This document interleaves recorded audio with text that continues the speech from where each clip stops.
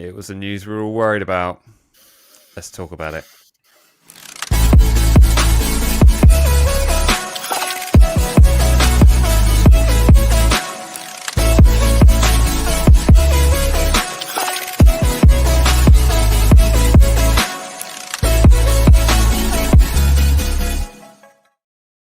Alright, hello and welcome to the channel. Remember, if you're new here, to smash that subscribe button and hit that like button, because believe it or not, it really does help the channel out. So me and Jack, we thought we'd just jump on it quickly to address a certain subject which has been bouncing around social media today. News that Danny has turned down the 4-year contract which we put on offer him, which would put him as the highest ever earning Southampton player. Of course, it doesn't actually change anything. He's still got 1 year left on his contract, but of course, with him turning down a contract, does then sort of signal interest to other clubs who may be looking. So I thought we'd just jump on here quickly, weigh up some of the pros, some of the cons. Is it terrible news? Is it okay news? Has anything actually changed? And just generally sort of bring up what our thoughts are on it. Jack, what were you thinking? Just mainly sadness. Just were you expecting it though? What were you expecting? You know what? I don't know. I was just kind of hoping that nothing would ever happen, and eventually would just stay. He's gonna sign one eventually. But the fact that he's finally we finally know that he's not signing another one just makes me think, okay, well, at least we know what our future is now. At least we know he's probably going to leave. And do we make the best of it, or do we keep him and then be very high and dry next year? The other way to look at it is that he stays this season. We're absolutely class, and halfway through the season, he's like, "Well, I've got to stay here. This is obviously the place to be." This is part of it. I mean, obviously, it does initiate signals to other clubs who may be looking, but he's 28, and just so everyone knows where I stand on it, I do not begrudge anything for Danny Ings. If Danny wants to go and play Champions League football, I got no complaints on that. And I think in regards to what he's done for Southampton Football Club for the years that he's been here, I'm grateful for it. But I think the only thing that's going to give me a bad taste in my mouth would be if he goes somewhere for 20 million quid. I think that's I would rather he ran out his contract and he lost him for free, because if you think about it, it's a pretty good deal for us. You're not going to get a striker of that quality at that weekly wage, are you? No, not at all. It's not going to happen. That was the thing. The biggest thing for me was that we got so many positions that we need filling this summer. We already know that we need probably 2 more fullbacks. Maybe we need another wing. There's a few positions that we need to fill. And then if we lost Danny, it was just like, that's just another thing to fill. Mm-hmm. And it's like, who do you replace him with as well? The name that came around is Adam John from Blackburn, but we all know that he's got a massive price tag. So I feel like the very worst thing that could happen is if Danny goes and we spend our money on an overpriced striker because we need another striker. It's going to be. It's a very scary thought of trying to fill those boots. Yeah, absolutely. Especially when there's so many more positions to fill, and there's another chance that we'll be losing another first teamer. Because that seems to be on the cards as well. Keep it light, Jack. Flipping heck. Yeah. Well, it's not easy being us right now. All right. There's some good things. There's some bad things. Yeah. Good things is Shea Adams looked great at the Euros. Didn't score, but he looked like one of the better players in the squad. So, Shea will be fun. But like we say, he needs a striker to play off when he's in the dumps a little bit, and Danny is that man. So he does an awful lot for the team, and losing him would just be a big blow. I think it'd be a big blow to the squad itself and the. Mm-hmm. And the feelings in the dressing room. Your biggest player is going to go. What does that say? Yeah. Where we going? So it's hard. Yeah, and I think that generally goes 2 ways as well. In regards to if everyone knows what his future is and ultimately his long-term goals. But like I said, I don't think in essence. I mean, this kind of sort of grabs the headlines for obvious reasons, but nothing's really changed, has it? No, nothing's really changed. Yeah. Just to fill everyone else in, we will be also going live on the new app Oz at 9 p.m. to continue this discussion. So if me and Jack cut this one particularly short, it's because we will be bringing up this topic on our Oz app later tonight. If you're not familiar with Oz, you probably won't be because it's not even out yet. But it's a pilot app, and basically there's information of how to download the app through the test flight thing through the App Store, and it's all the details that are in the description of this video, so go and check that out, download it, and we'll be definitely anything cut short on this stream will be followed up on that one, as we'll have plenty to discuss there. But for those that don't know, Oz is a new online virtual hub app where fans of football clubs can get together and chat about various things, and yeah, we're fortunate enough to be one of the pilot creators for it. Well, here's the thing. It's, first of all, you know, it's the main reason there's not a green screen behind me tonight and I don't look that pretty, because I thought, oh, you know, you lot get to see Emoji me later, and he is, you know, he's good looking, bit more necky than me, but good looking man. He's got better hair than Emoji Mike has. There they are. There we are.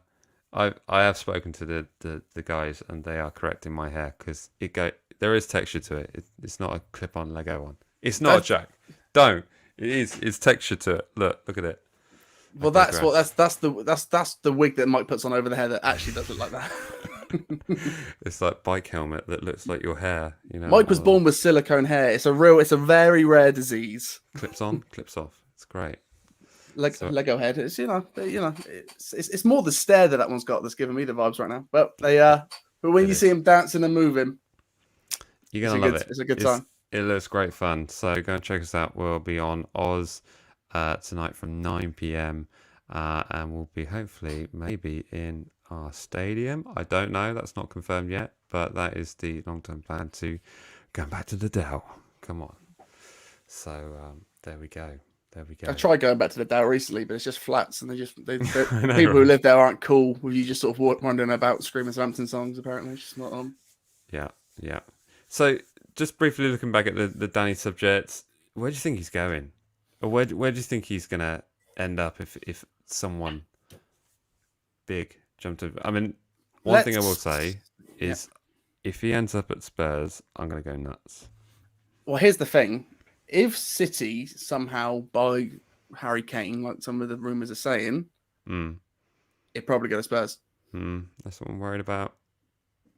But if he goes to Spurs, it'll be funny because he'll go in vain. They won't like. Do you think Nuno Esperanto Spurs side without a Harry Kane is going to go to do Champions League football? Yeah, I mean that's another big factor to the appointment in itself. But I think Saint 194 put up a comment. Missing out on the initial England squad had a big impact. I think he has to go. I think a lot of players will be looking at that and thinking, did I get overlooked because of the fact of the club level I'm playing at? But as a world-class England striker, regardless of where he is, and it's a case of, is he going to be able to get first-team football, which means he's then showcased in the same way. Like if he was at Spurs this season, he wasn't going to be starting ahead of Harry Kane, would he? Yeah, exactly. So, but now you've got this thing of Harry might leave, and if that's the case, you can see that happening. But then, I do see people saying City, and they do need an actual striker. That's something they need. That's why they're looking at Kane. They could also go. Is he the right age for them? Is 28 the Pep age? Usually, when they buy in, it's for that kind of money. They like spending sort of mid-range on players that have a few years in them now. So yeah, he's a Man United age though, isn't he? That is the other thing. If Cavani hadn't signed that contract, I would have thought probably United. Wow. But because Cavani has in a contract, but then again, they need two because Cavani is injury prone. As is Danny. Exactly. So you swap them in and out. Hopefully they won't be injured at the same time. And if they are, they'll be best friends anyway. So it'll all be good for that. So there we go. There's a thought here. Yeah, like you said, Spurs or City. But who are we getting in return then? So who are the names on your lips for coming in if he does go? Well, I think that player from Blackburn, is it Adams? Adam Armstrong. Adam Armstrong, yeah. Which is just confusing because when he starts playing in the midfield with Shea Adams and Armstrong. Yeah. So Adam Armstrong, that it's going to be all over the shop. But yeah, him. To be fair, you might imagine maybe Josh King from Everton as well. He's one of those names that I would think, yeah, that sounds like a nice move. Yeah. And I think we have to be, realistic about the situation. We've done a bit of business already. We've got Roman Perraud, who looks great. Looks like a great attacking fullback. Looks solid, and there are options. Tammy Abraham is a good shout as well. Tammy Abraham. Oh, they're all popping up in the chat here. Dylan's coming with Nketiah, Armstrong, Tammy Abraham, Eduard. Don't know. So there are options. But it's Danny Ings, isn't it? It's Danny Ings. He's hard to replace. It'd be very hard to replace. But like you say, don't begrudge him. It's just that, come on, mate. We made you amazing again. Like, you were good, and then Liverpool, and then we made you awesome. Don't leave. Do you know what? When he signed for us, everyone thought that was the waste of 20 million quid. You basically bought a 20 million pound sick note, and then all of a sudden, look what happened. So we were expecting the worst, and we've had some decent seasons out of Danny. So if this is it, then hey, mate, this is Obafemi's year anyway. This is Obafemi's year anyway. Don't know what we're all worrying about. This is the year where he finally comes through, does the good things. Yeah. Watched it joining from Poland. Hello, my friend. We're gonna come over to Poland and do an episode. Are we? Sick. You paying? Yeah. Oh, okay. Great. Yeah. Right, you said it now, guys. So said it live on air. What have I done? So yeah, Steve coming up here. Loyalty, no more in football. It's a really hard one, this, because I think when you think about loyalty of players, I mean, Matt Letizia was a bit of an anomaly. There are a few players out there, that stay with the same club throughout their entire career. And his name is James Ward-Prowse. Well, that let's not go there. But you got to think in regards to what he could earn, what his legacy would be in terms of the actual length of his career. How many more seasons has he got left at the top flight level? What happens? Has he got aspirations to play Champions League football? There are so many things that if you put yourself in the shoes of these players, it's hard. Of course, I want him to stay around for long term, but we've got to be realistic on these things. You're right. But Saints 194 is right. Messi is a free agent, so just saying. Messi's free agent. Is Haaland decided where he's going yet? I mean, Haaland's on my FIFA 21 game. Obviously, that's he's fantastic up front with Shea Adams. I'm telling you now, it's on semi-pro mode, he's very good. On semi-pro, oh mate, come on, you can do better than that. Come on, jump it up a gear. So there's plenty of suggestions coming in for replacements in the chat section. Let's have a look at a few more here. Starman's in the room. I really want the Saints to sign Shaqiri. Yeah, it's a good shout. Adam Armstrong. Oh, Schick. The guy who'd scored from the halfway line against Scotland. And Dolberg. Is that the Danish guy? Is that the Danish guy from Dortmund, right? I believe. Yeah. The Danish one. I remember. I'm a member. Delaney is another good shout. More of a midfielder in that regard, there, isn't he? I'm sure he's looking at his age and probably thinking of cashing out. It's a difficult age. 28. He's like, this is it. And really, does he want to go through another season like we had last season? I mean, part of me is like massively surprised the amount of interest that we're getting in some of our other players. I'm talking about Vestergaard. Not so surprised with the interest in James Ward-Prowse, to be honest with you, but it's just where that's coming from. I feel like just don't see him going to Villa. Do you know what I mean? That's what I'm saying.